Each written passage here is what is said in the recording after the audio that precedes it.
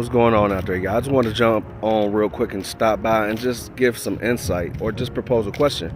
But I'm just want to think about today, what is our motivation? And I know a lot of times it sounds like I'm a broken record or I repeat the same things over and over again, but these are fundamental, foundational things that we can never deviate from. So it's best to master them.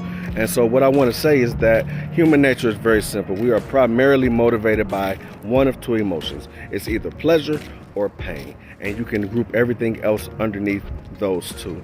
And pain is like the number one catalyst all time in history is pain. And because emotion is energy in motion, it is the fuel behind our thoughts. That's why it gets things moving, whether it be positive or negative. It's the fuel. And so a lot of times it takes us deep pain for a prolonged period of time before we are motivated to change.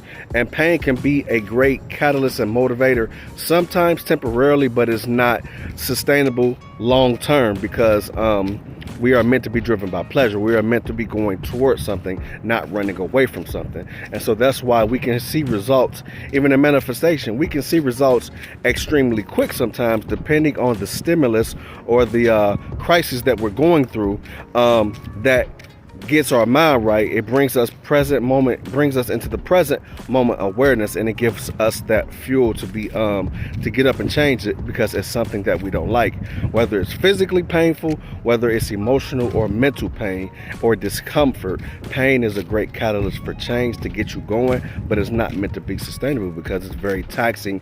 It's very stressful, and it's not meant to be driven. It's like artificial fuel.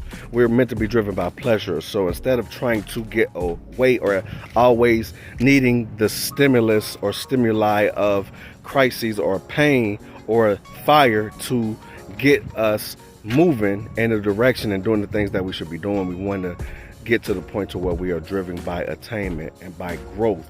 And then we want to automate it until it becomes habit. And so that, for a while, it's what's called conscious competence. We have to consciously be aware and consciously every day, in and out, through repetition, do the things that we're supposed to be doing, or do the things that we want to do to attain what it is that we want to attain, or go where we want to go. But eventually you want to automate it so that you can do it in a second nature and you don't have to think about it.